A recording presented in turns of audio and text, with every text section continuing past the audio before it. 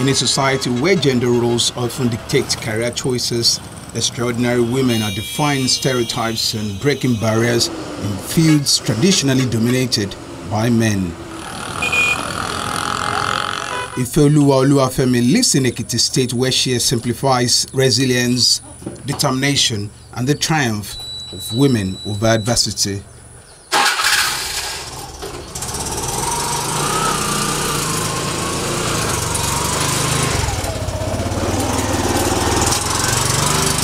Ifeoluwa, a person living with disability, has chosen a path less traveled to provide for herself and her 4 children. In a job market typically dominated by men, Ifeoluwa has become a trailblazer as a commercial tricycle rider in Ekiti State. She was the one who came to me at the first that she wants to learn keke. So I now introduced her to my chairman at post office. So later on, they started teaching her how to learn the keke, because the keke I'm riding, it's not mine. It's not mine.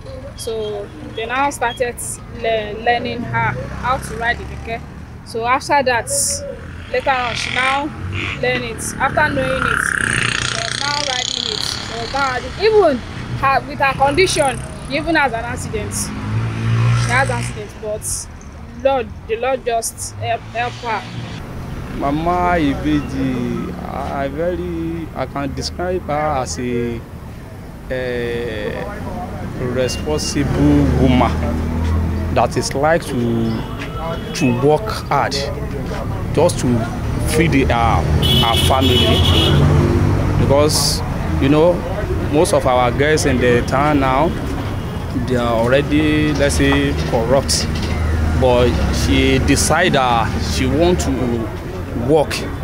He just have it in mind that he don't need this to be begging before eating or feeding our family, something like that. That's why. And this work is not easy even for a man, talk less of a woman. But he just decide that she want to do it. As a single mother, Ifeoluwa faced numerous challenges, but her strong will led her to embrace the unconventional profession of riding a tricycle to support her family. Her story challenges societal norms and proves that determination and hard work know no gender. I'm a mother, a single mother with 4 children.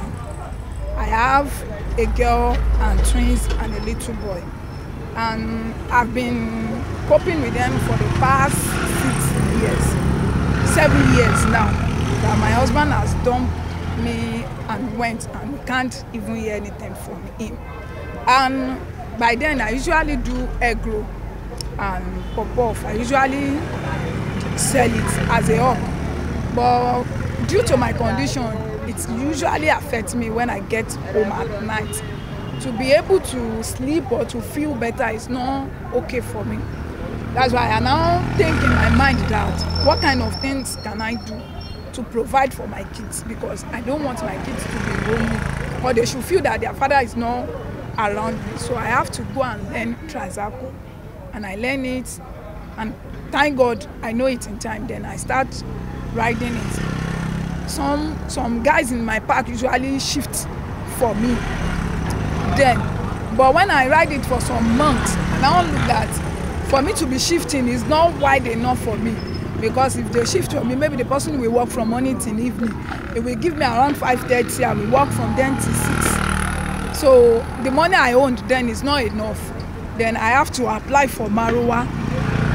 So I have to apply for instrumentals, and they give me as 2.5 million. And I'm thanking God that I'm paying their money. But since this fuel issue have come around, it has been more difficult, because everything is so difficult this time around. Ifeoluwa's journey highlights the importance of inclusivity in the workforce and the need for breaking down barriers that limit opportunities for women, especially those facing additional challenges due to disability. There is no one to bring someone up. It's like just a little baby that is crying. When he starts want to carry his first step, his mother or his father will not help him to carry the first step. We have to try it himself. Immediately we try the step, people will back his parents will back him up so that he will be able to walk normal. So that's what I take, because right from my start, I like to walk. And thanks to my mother, because when I'm not born like this. But when this issue come around, my mother told me then, if you know you want to become independent woman, don't rely on someone and don't depend on anybody.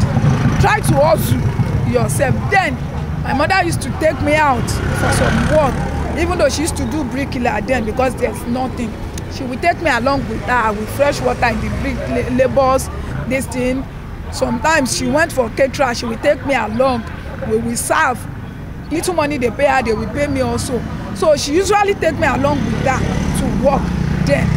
Then when I now grow up enough that I know that this thing that my mother is doing is try to teach me life, everything about life, then myself I stand on my own. Then when I was in GS2, I told my GS1, I told my mother that because our father is late, that the little money she has, she should be spending it on my little ones, that I will be able to sponsor myself on my own. And he said, can I do it? I said, yes.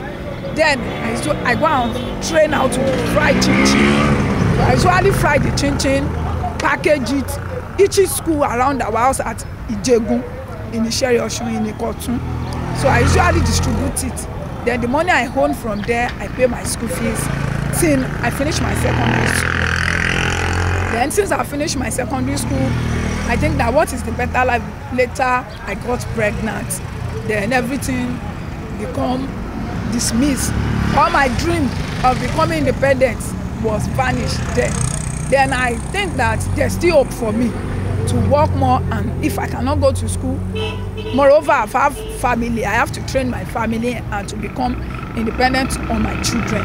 That's when I think that what can I do? I start again with the changing when my husband left me, egg grow buns. But again, I say that the work is not enough to feed us. Because each time I bought flour, buy groundnut oil, do everything, if I will remove the money of the ingredients, the little change will remain is not enough for us to feed. Then I think of another thing, that what can give me money? And I need a daily business. So I think of, let me go and train Marua, because I'm seeing some ladies riding tricycle then. And I said, let me go and train. If you can see, your two hands are able to lift. Your one hand or one leg or anything, the challenges are about one part of your body, you can still do something. And I have my own work that I learn handwork. It's not that this Marua is the work I've been doing. I have my own handwork, and I'm shoe builder, and I do soap purse and bag, and I learn it, and I know everything about it. My machine is even at home. But because of shop, if I want to do that kind of business, I will have to have shop, and there's no money for me to rent shop. That's why I do this daily business, because it's also daily business. So if anybody has physical challenges, he has to work. He should not put himself as liability on his family. As I'm speaking now, I have family in this Ado, but I've never go to my family for any assistance, because I want to be dependent on myself. Anytime I now need the assistance, they will be able to do it. It's not that I've been coming. They will not help me, but when I know used to come to them, anytime I need the assistance, if I go, they will do it in time.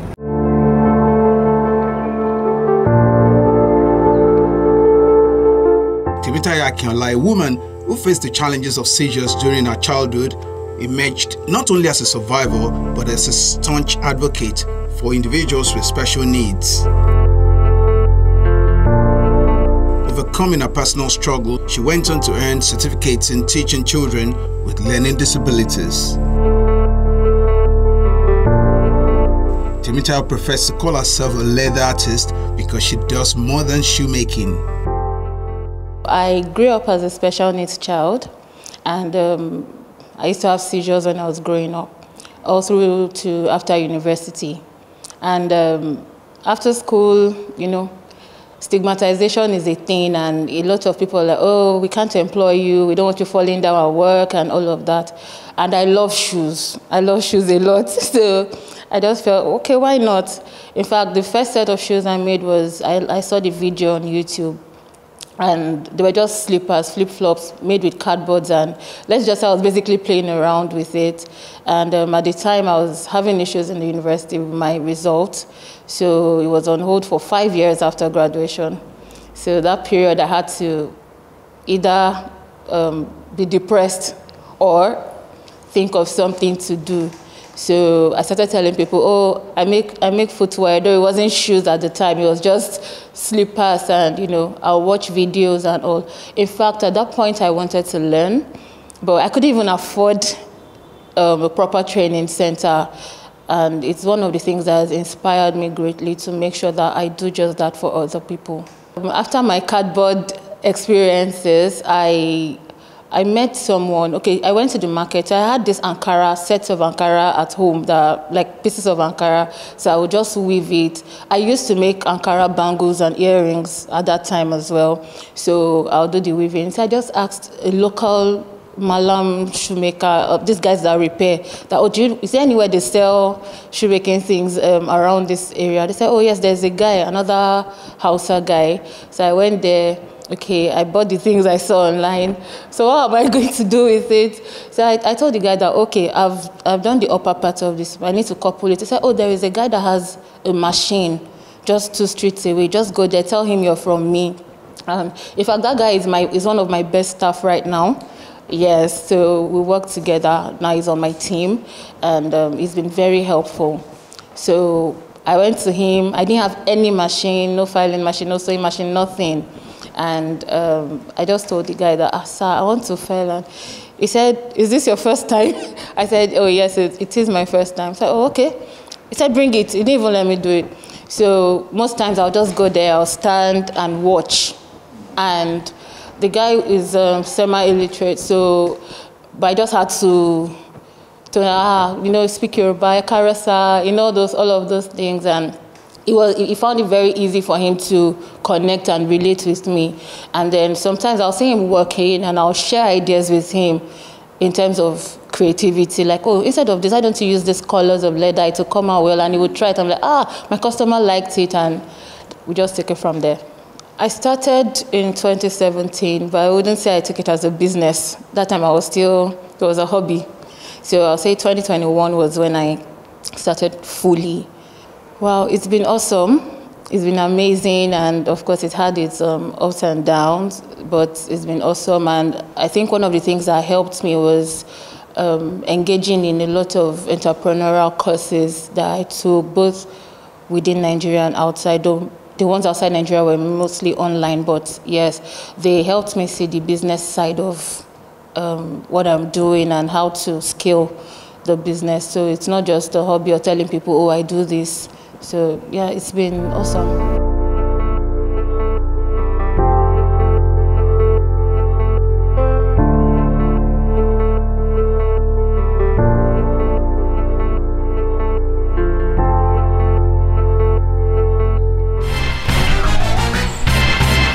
Temitayo's entrepreneurial spirit shines through as the founder and creative director of Firoti Craft Hub, specializing in the production of leather fashion accessories. I started going for exhibitions of showing that 2021, because I would say that was the year my eyes really opened to what the leather market was in Nigeria, and the fact that a lot of people were not leveraging what we really have.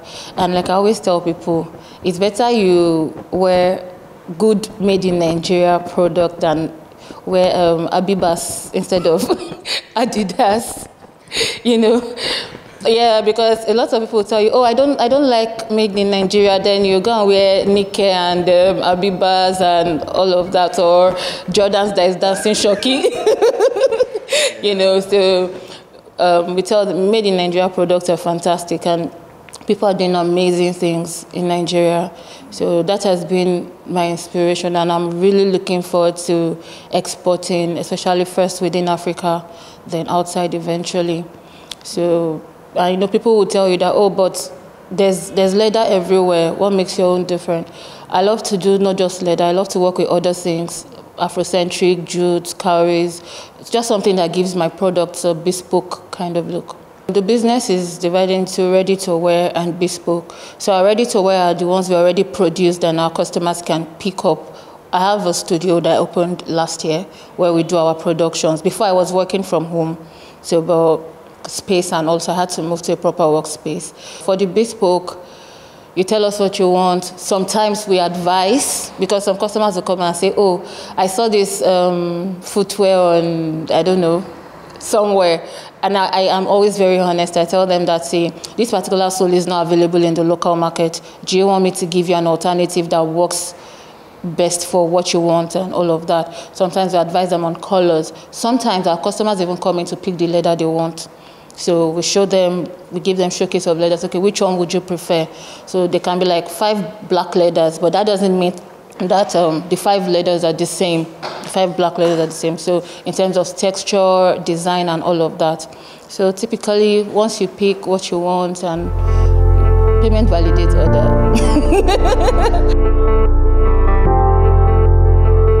An alumna of the Academy for Women Entrepreneurs, her journey exemplifies the transformative power of education and mentorship. Through her accomplishment, she encourages other women to pursue their entrepreneurial dreams irrespective of societal expectations. I'm an alumna of the Academy for Women Entrepreneurs.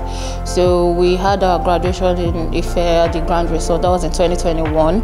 And I'll say that was the year I had the mind shift. Though I am not a beneficiary of the Tony Elumelu grant, but I've also, at least I've gotten to like stage 3 at some point of, the course. I've done some international seminars too. The just concluded honoris across, it was Nigeria, Cameroon, and one other African country. And at least as of the 2000 Nigeria, I was ranked 186. I got a business grant in dollars as well, and that really helped. It was supported by Coca-Cola Foundation. That was this year. And I recently got an award from Women of Inestimable Values as the Young Entrepreneur of the Year. So, yes, and I have trained over 100 people at different times. So I partner with NGOs a lot to train people, like Joshua's Dynasty. They train people who just came out of prison, ex-convicts.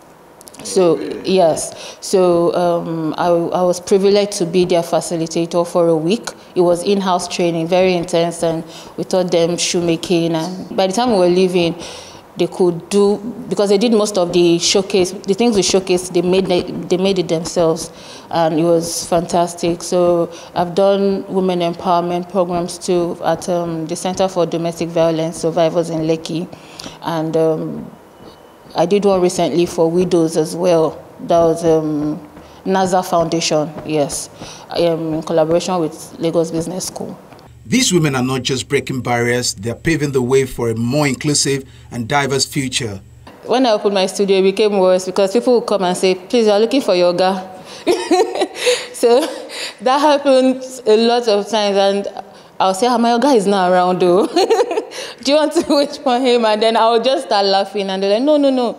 The yoga, the person that owns this place. I said, it's me. They said, are you the one making these shoes? I said, no, it's a lie.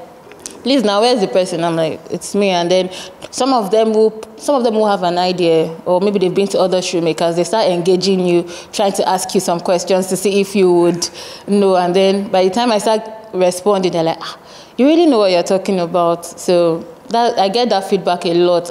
And some of them say, oh, a lady, are you sure? In fact, somebody told me that he found it very offensive that a woman would make shoe for him.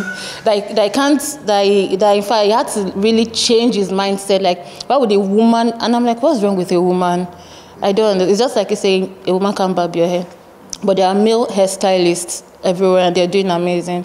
So for me, it's not about the gender. Be good at what you do and do it well. Currently, we have some we're mentoring that we have trained in different empowerment programs.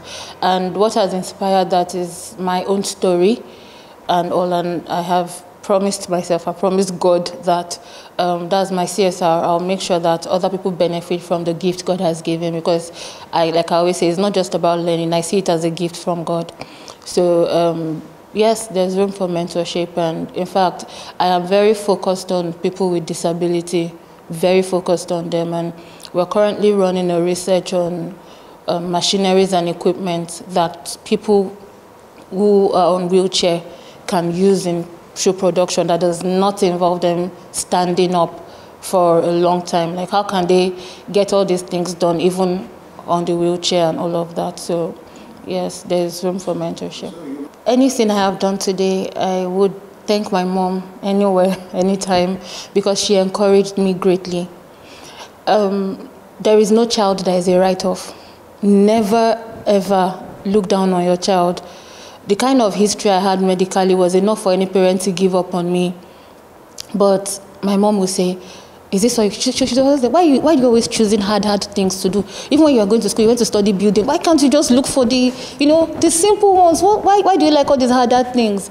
So eventually she understood that it wasn't even just about me. It was about my purpose. So allow your children express themselves. Don't say, oh, because this child is special needs, or because this is the dream I have for this child, then the child is not allowed to dream. If you don't allow your child to dream and you force them through life, you'll still be the one to patch up when things don't, go as planned, so to speak. Then for the young, I'm young too, so let me know. I'm not a mommy. Ignore my advisor, please. So I would say basically that you have to trust yourself enough. And I always tell people, I didn't have a startup capital. I told you how I just went to one local shop. Nobody said, oh, take 100. I didn't even know anything about applying for grants and stuff at the time. I just had, passion for it. But I'll tell you, passion is not enough. If you say you have passion for something and you're not ready to put in the work, which also includes discipline. Because even when the money starts coming in, oh God, the responsibilities triple. And at that point, you just feel like, I'm making money. Let me do this and that. So you have to be disciplined at all times.